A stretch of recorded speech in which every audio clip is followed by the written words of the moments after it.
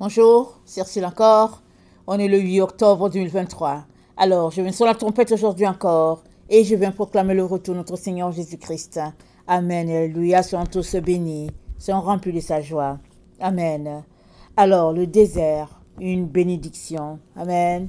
Le désert est une bénédiction pour quiconque s'y retrouve. Et très souvent, quand on est dans le désert, on ne trouve pas cela agréable, n'est-ce pas? Mais quand on lit les Écritures, on voit que la grâce de Dieu est abondante dans le désert. Et le désert, c'est un lieu aride où il ne pleut pas, où le soleil est à son maximum et où de l'eau se trouve à compte-gouttes et les réserves, les ressources sont vraiment limitées et tout est vraiment difficile, n'est-ce pas? Mais dans le désert, c'est là qu'on prie, qu'on tourne les yeux vers le Seigneur pour qu'il pourvoie nos besoins, pour la nourriture, pour tout. Amen. Et Dieu a dit, cherchez premièrement le royaume de Dieu et sa justice, et toutes les autres choses vous seront données par-dessus. Donc, que tu sois dans le désert ou que tu n'y sois pas, ta priorité doit être la parole de Dieu. Dieu doit être prioritaire en toutes choses. Et alors, il comblera tes besoins. Tu ne manqueras de rien. Le superflu, tu ne l'auras pas. Mais il te donnera tout ce dont tu as besoin. Parce que c'est lui qui te maintient dans ce désert. Si tu le veux, bien sûr. Si tu le veux. Alors, l'exemple du désert que nous avons, c'est l'exemple d'Israël. Israël était en souffrance en Égypte. Et quelque part, quand ils se sont plaints, ils ont dit à Moïse, on était bien en Égypte chez Pharaon. On avait des concombres, on avait de la viande, on avait toutes ces choses-là. Alors que là, dans le désert, ils criaient famine. Mais quand Dieu leur a dit de quitter l'Égypte et d'aller l'adorer, ils savaient ce qu'ils vivraient. Amen, ils le savaient très bien, mais c'est eux qui ne savaient pas. Ils se sont imaginés, on ne sait pas ce qu'ils ont imaginé, mais tu vis en esclave dans un pays, tu es maltraité à tous les niveaux, et là, par sa main puissante, son bras fort, Dieu vous délivre, et tu t'imagines beaucoup de choses, n'est-ce pas? Mais Dieu savait que si Israël entrait dans la terre promise, avait le caractère qu'ils avaient, ils allaient reproduire l'Égypte. Ils allaient reproduire exactement ce qu'ils faisaient en Égypte. Les divinités égyptiennes, le comportement assez vraiment pas commode du tout, le manque d'amour. Dieu savait qu'ils allaient reproduire cela. Alors Dieu les a fait passer par le désert. Et là, dans le désert, alors que leur caractère s'exprimait, Dieu a dit, ok, vous allez faire 40 ans ici. Parce que c'est dans le désert qu'ils se sont rendus compte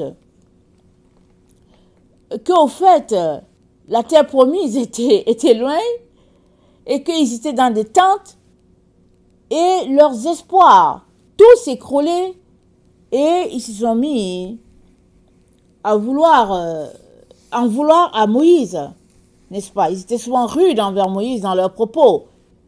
Ils ne s'arrêtaient pas pour dire qu'est-ce que Dieu veut nous apprendre? Non. Ils se plaignaient de quelque chose, leurs besoins, leur chair. Et quand on lit la Bible, dans le psaume 103, voilà ce que notre Dieu nous dit, parlant d'Israël.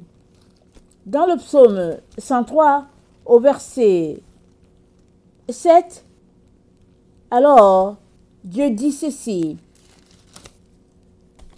Excusez-moi. C'est dit au verset 7.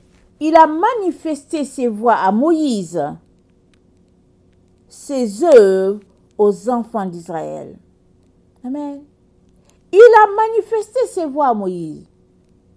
Moïse était dans le désert avec eux. Mais Moïse a connu les voies de l'Éternel. Le peuple a connu ses œuvres. C'est-à-dire que c'est par Moïse que le peuple a vu les œuvres de l'Éternel. Donc Moïse cherchait la face de Dieu. Moïse ne les a pas empêchés de chercher la face de Dieu. Mais ils étaient trop occupés à pleurer, à crier après les choses qu'ils ont laissées en Égypte. Et c'est ça qui minait leur vie et qui les empêchait d'aller de l'avant. La preuve est que pendant qu'ils étaient en train de traverser et qu'ils ont campé proche de Moab, le roi de Moab, amen, est venu pour les maudire. Et après, finalement, Israël s'est souillé avec Baal-Péor, le dieu de Moabite, et plusieurs sont tombés, ils sont morts, parce que Israël s'est souillé, parce que ils avaient ce qu'ils voulaient. Leur chair avait la viande, et ils avaient l'impudicité, et pourtant, Dieu a été clair quand il les a fait quitter d'Égypte. En coup de route, Dieu leur a donné les commandements et il leur a dit comment se comporter.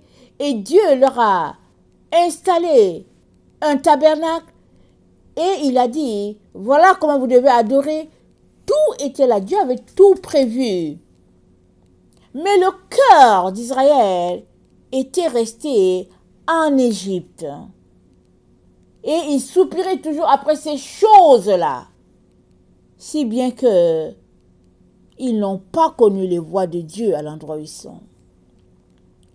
Et c'est la même chose pour nous. Là où nous sommes dans des moments assez critiques, n'est-ce pas? Où l'humanité se trouve des moments assez critiques. Et de ces moments-là, tu peux en bénéficier. C'est-à-dire te mettre à chercher Dieu. Ou bien, tu peux tout simplement passer à côté. Parce que tu te mettras à chercher des choses qui ne vont t'avantager à rien. Mais Dieu veut que le désert soit pour toi une bénédiction. Que tu puisses te réjouir du fait que tu es dans le désert. Et même, tu peux provoquer le désert, n'est-ce pas, dans ta vie.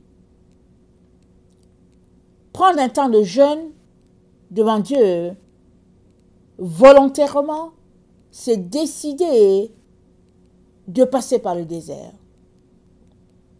On se prive de nourriture, on se prive de plein de plaisirs, et on se met à prier Dieu, à chercher Dieu, les pensées, les idées tournées vers lui. On soumet la chair, on l'oblige à être sous le contrôle du Saint-Esprit. Et nous, on se met à prier, on se met à connecter nos pensées à Dieu. Alors qu'on fait cela, d'une manière fréquente, on se dépouille de notre chair et on revêt l'être spirituel que Dieu nous a appelés à être. Amen. Alors, le désert, ça peut arriver que c'est Dieu lui-même qui te propulse, qui te jette dans le désert. Comme là, la terre est dans un temps de désert. Amen. La terre est dans le désert. Il y en a pour qui c'est pas désert, parce qu'ils ne veulent pas. Alors, ils s'en vont se compromettre. Mais, pour l'enfant de Dieu, le désert, c'est une bénédiction. Parce que dans le désert, tu apprends à connaître Dieu. C'est-à-dire, tu apprends d'abord à te connaître toi-même. Tu te découvres, dans ton caractère, dans tes frustrations, et tu finis par dire au Seigneur, Seigneur, viens à mon secours, j'ai tel problème, j'ai tel problème, j'ai tel problème. Et maintenant, tu te tournes vers Dieu parce que tu veux de lui, tu veux t'accrocher à lui. Alors, dans Apocalypse 12, le Seigneur, nous présentant le combat entre les enfants de la femme et les enfants du dragon, le Seigneur nous montre que ça se passe dans le désert. C'est le désert spirituel où les deux groupes se retrouvent. Alors, quand on lit Apocalypse 12, c'est dit, au verset 6, c'est dit, la femme s'enfuit dans le désert. Au verset 14, c'est dit, et les deux ailes du grand aigle furent données à la femme afin qu'elle s'envolât au désert. Donc, le désert est fréquemment mentionné pour les enfants de Dieu parce que c'est des moments rudes ou bien des moments arides. Mais Dieu est là. Il t'attend dans le désert. Parce que si on prend l'histoire d'Israël, par exemple, dans le désert, l'eau est sortie d'un rocher. Dans le désert, ils ont reçu les tables de la loi. Dans le désert, ils ont appris à connaître Dieu. Dans le désert, ils ont mangé la manne, cette nourriture que les anges mangent. Dans le désert, ils ont connu beaucoup de victoires. Ils ont écrasé des peuples. Tout ça s'est passé dans le désert. Et finalement, c'est du désert qu'ils sont entrés dans la terre promise. Et avant qu'ils entrent, Dieu leur a dit, attention, vous n'allez pas faire ce que ces peuples-là font. Parce que ces peuples-là que j'ai chassés devant vous, ils commettaient beaucoup d'abominations, je les ai chassés. Vous aussi, vous ne devez pas les faire, sinon je vais vous chasser. C'est la terre de Dieu. Il dit, vous ne devez pas commettre d'abominations, je vais vous chasser. Mais il leur a parlé où? Dans le désert. Parce que c'est dans le désert qu'on reçoit les révélations de Dieu. On apprend à connaître Dieu, on apprend à prêter l'oreille pour savoir qu'est-ce qu'il est en train de nous dire. C'est dans le désert. Donc, tu devrais aimer le désert. Si tu es un enfant de Dieu, tu ne dois pas te plaindre du fait que tu sois dans le désert. Tu dois aimer le désert. Parce que dans le désert, Dieu est disponible, puisque c'est lui qui te fait passer par là. Puisque dans le désert, si Dieu ne veut pas ton secours, qui va t'aider? Parce que c'est des moments difficiles, des conditions arides. Alors, Dieu, il accourt toujours pour secourir ses enfants. Et c'est comme ça que, dans le désert, tu découvres les voies de l'Éternel. Alors, si tu veux aller dans des conditions, je veux dire, si tu veux grandir, voilà, si tu veux grandir, exponentiel, provoque des déserts dans ta vie. Amen. Et le désert provoqué, c'est le jeûne. Provoque des déserts. Parce que la Bible nous dit, par exemple, dans Luc 4, que Jésus-Christ, quand il fut baptisé, il fut conduit dans le désert par l'Esprit Saint. L'Esprit Saint l'a envoyé dans le désert. Parce que dans le désert, c'est là que tu t'unis à Dieu. Amen. C'est là que tu connais ce temps d'intimité et que tu bâtis. C'est là que tu acquiers la pensée de Christ. Allons-y lire dans 1 Corinthiens 2. 1 Corinthiens 2, le verset. Attends, on dit. Le verset 15, c'est dit. Attendez. 1 Corinthiens 2, le verset 14. Mais l'homme animal ne reçoit pas les choses de l'Esprit de Dieu, car elles sont une folie pour lui, et il ne peut les connaître parce que c'est spirituellement qu'on en juge. L'homme spirituel, au contraire, juge de tout, et il n'est lui-même jugé par personne. Car qui a connu la pensée du Seigneur pour l'instruire? Or, nous avons la pensée de Christ. La pensée de Christ, on l'acquiert dans une marche d'intimité avec lui. Et la marche d'intimité avec Christ, tu l'as bâtie dans le désert. Il est donc très important qu'ayant cette pensée en toi, tu puisses marcher selon la pensée. Parce que si tu as la pensée de Christ, alléluia, amen, et nous l'avons, mais que tu marches contraire à cette pensée, tu deviens un ennemi de Christ. Et tu seras jugé. Tu seras sur le banc des ennemis de Christ. Or, ce n'est pas ça que Dieu veut pour toi. Alors, il t'envoie dans le désert pour te dépouiller de tout ce qu'il y a sur toi, qui est en surplus, et pour te faire connaître les profondeurs de notre Dieu. Dans 1 Corinthiens 2, le verset 11, c'est dit, « Lequel des hommes, en effet, connaît les choses de l'homme, si ce n'est l'esprit de l'homme qui est en lui, de même, personne ne connaît les choses de Dieu, si ce n'est l'esprit de Dieu. » L'esprit de l'homme, c'est ça qui, ton esprit est en toi. Mais maintenant, si tu connais l'esprit de Dieu, si tu veux connaître Dieu, tu as besoin d'acquérir son esprit, tu as besoin d'acquérir sa pensée. Et ça ne se fait pas en un jour comme ça. C'est une marche. Et cette marche qui se passe dans le désert, c'est une marche de renoncement au plaisir de la chair pour revêtir les choses de l'esprit. Alors, nous avons déjà lu ce texte-là, je pense hier ou avant-hier, dans Ésaïe 35.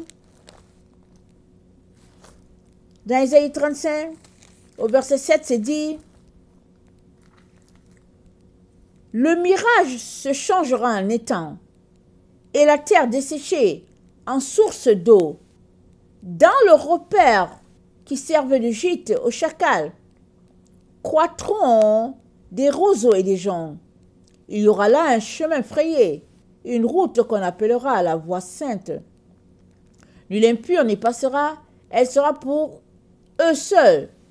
Ceux qui la suivront même, les insensés ne pourront s'égarer. Sur cette route, point de lion, nulle bête féroce ne la prendra.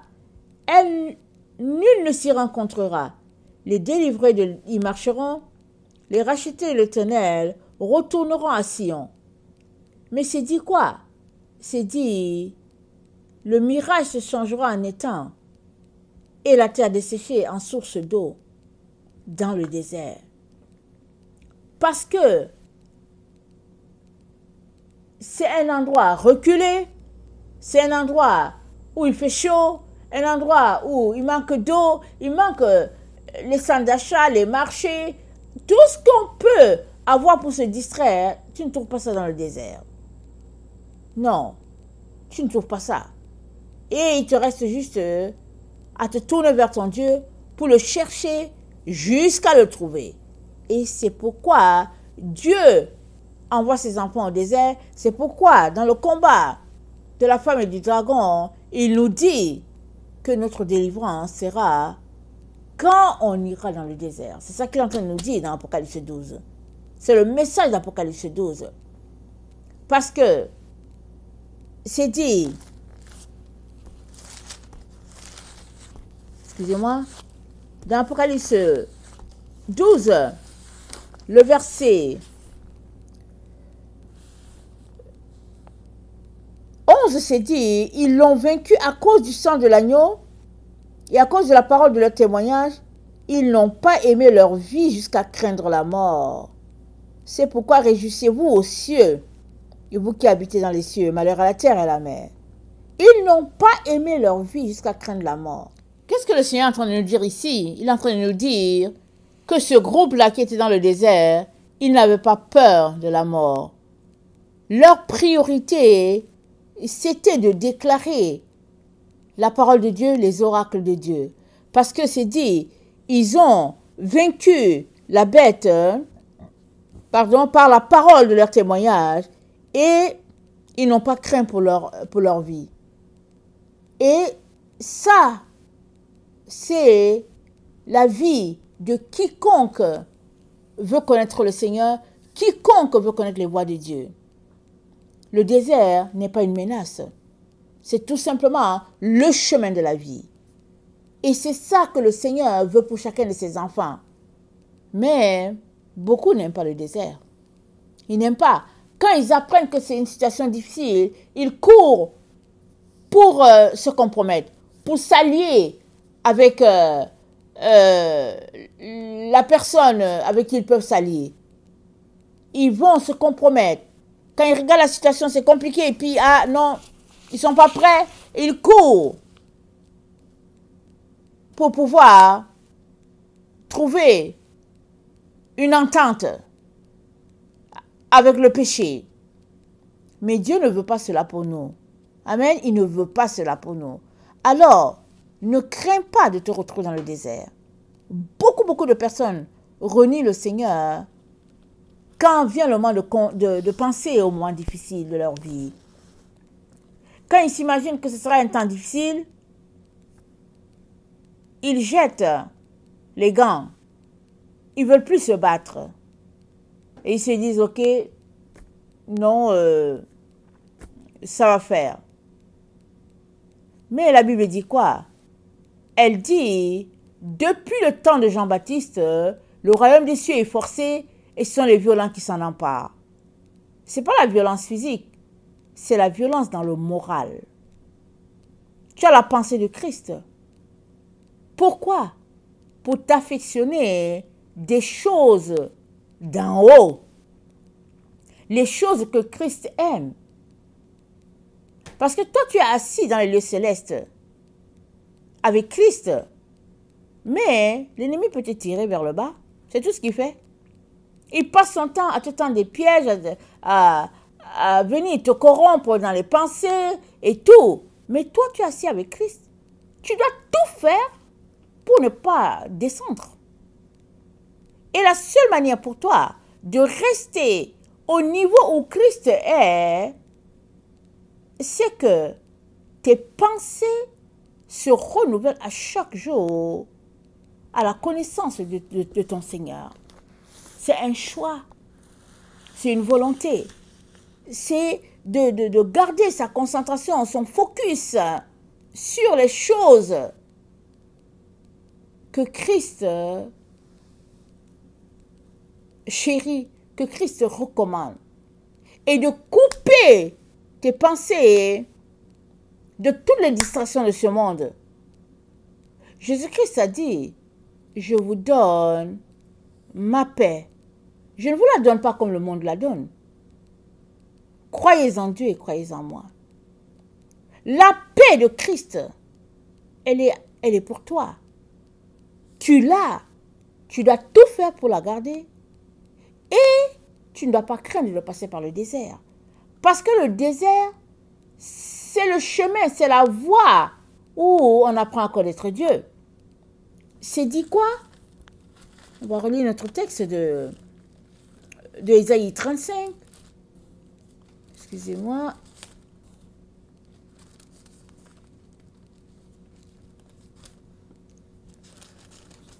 Au verset 7, c'est dit, le mirage se changera en étang et la terre desséchée en source d'eau. Dans le repère qui servait de gîte, aux chacals croîtront les roseaux et les joncs. Il y aura là un chemin frayé, une route qu'on appellera la voie sainte. Nul impur n'y passera, elle sera pour eux seuls, ceux qui la suivront, même les insensés ne pourront s'égarer. Sur cette route, point de lion, nulle bête féroce ne la prendra, nul ne s'y rencontrera. Les délivrés y marcheront, les rachetés de l'Éternel retourneront, ils iront à Sion avec chant de triomphe. Une joie éternelle couronnera leur tête. L'allégresse et la joie s'approcheront, la douleur et les gémissements s'enfuiront. Quel contraste! Quel contraste! Dans le désert, on sait qu'il fait aride. Il fait aride, c'est difficile. Mais ici, le verset 10 nous dit, l'allégresse et la joie s'approcheront, la douleur et les gémissements s'enfuiront. Ça s'approchera comment? C'est Jésus qui va venir te rencontrer dans le désert.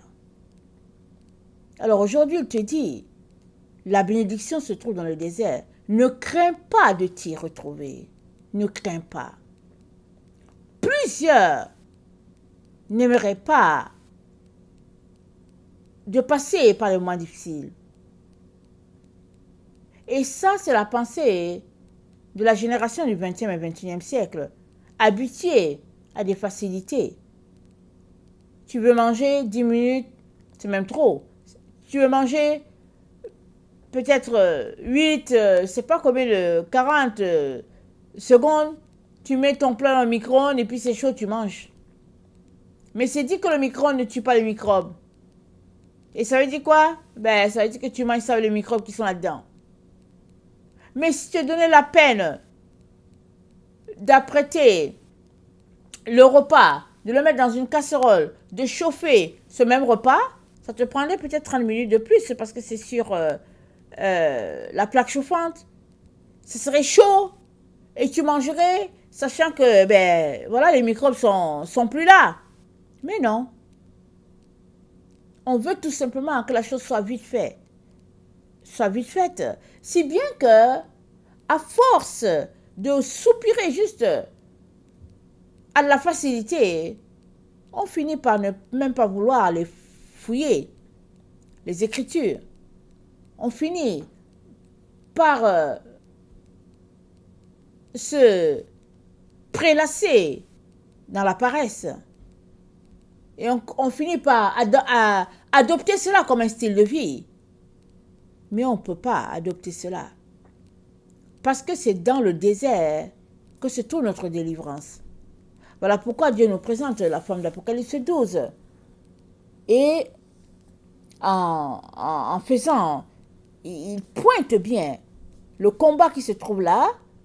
Et dans le combat, la victoire de la femme et de ses enfants vient du fait que ils ont mis leur confiance en l'Éternel et l'Éternel est venu à leur secours. Dans Lamentation 3, le verset 21, c'est dit « Voici ce que je veux repasser en mon cœur, ce qui me donnera de l'espérance. Les bontés de l'Éternel ne sont pas épuisées, ses compassions ne sont pas à leur terme, elles se renouvellent à chaque matin. Oh, que ta fidélité est grande! L'Éternel est mon partage, dit mon âme. C'est pourquoi je vais espérer en lui. L'Éternel a de la bonté pour qui espère en lui. Pour l'âme qui le cherche, il est bon d'attendre en silence le secours de l'Éternel. Il est bon pour l'homme de porter le joug dans sa jeunesse. Il se tiendra solitaire et silencieux parce que l'Éternel le lui impose. Il mettra sa bouche dans la poussière sans perdre son espérance. Ok, on va s'arrêter là. Donc, il se tiendra solitaire et silencieux. C'est dans le désert. Tu vas trouver qui pour bavarder avec qui dans le désert? Tu es solitaire. Tu es silencieux devant Dieu. Et Dieu vient te rencontrer là. Alors que tu médites à ton sort. Tu médites à ta situation.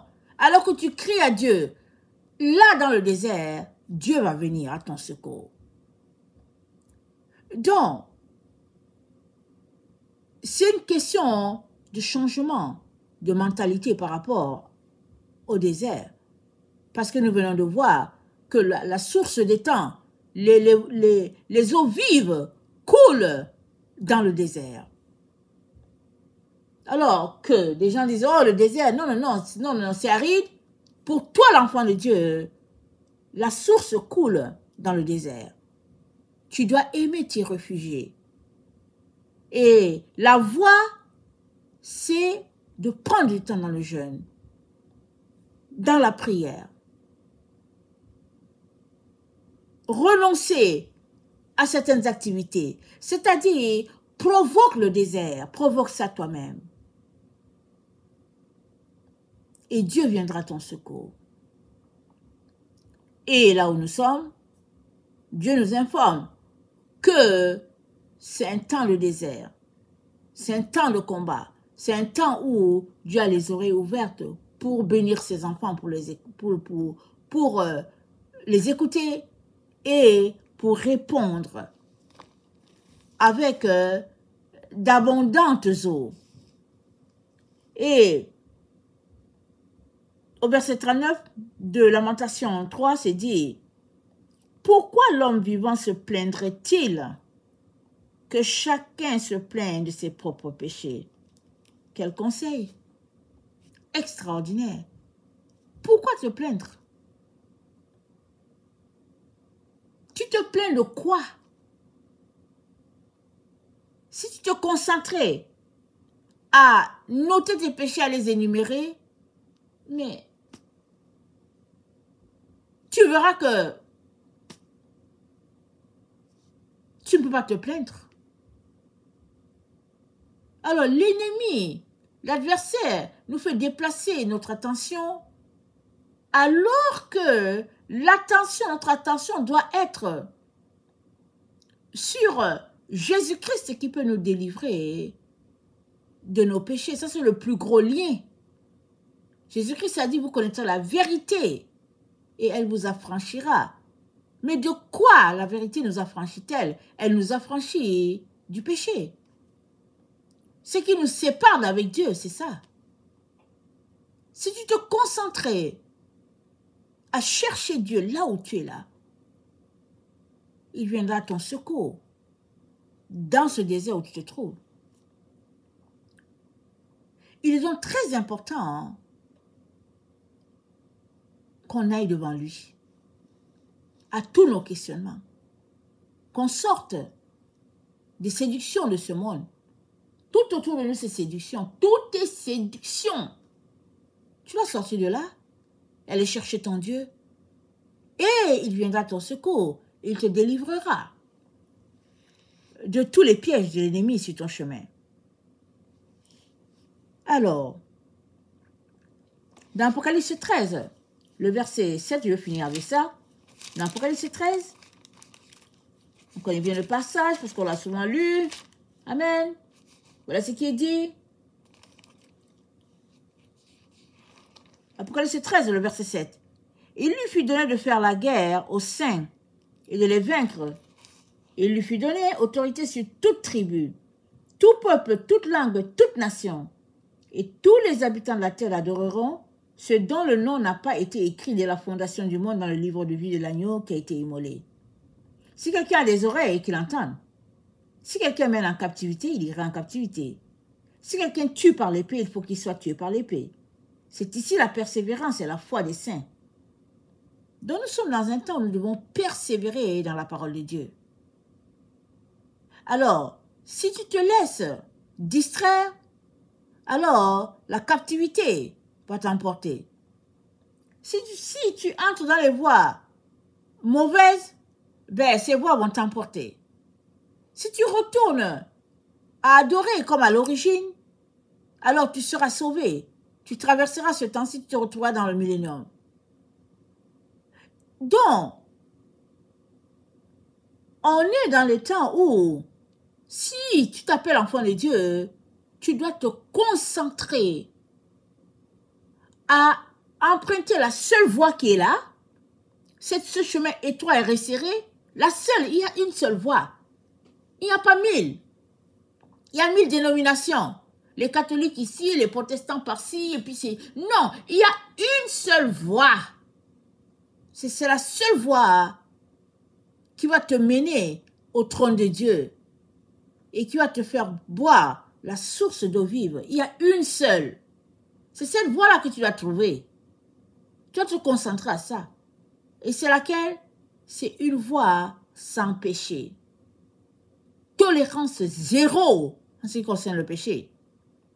Et le péché, c'est pas ce que toi tu penses qui est péché. Le péché, c'est ce que Dieu appelle péché. Dont l'impudicité est dedans. Alors, soit tu es avec Jésus à 100%, soit tu n'es pas avec lui. Il est donc très important que tu gardes ton focus à persévérer sur la voie droite. Cette voie-là qui nous mène au désert et là, dans ce désert, nous serons désaltérés, nous serons rassasiés, nous serons comblés, nous verrons, nous goûterons aux bénédictions de Dieu. Ne crains pas de t'y retrouver. Dieu t'y attend. Amen, il t'y attend. Que le Seigneur bénisse sa parole. Maranatha, Jésus revient. Amen, alléluia, sont tous bénis. Amen et amen.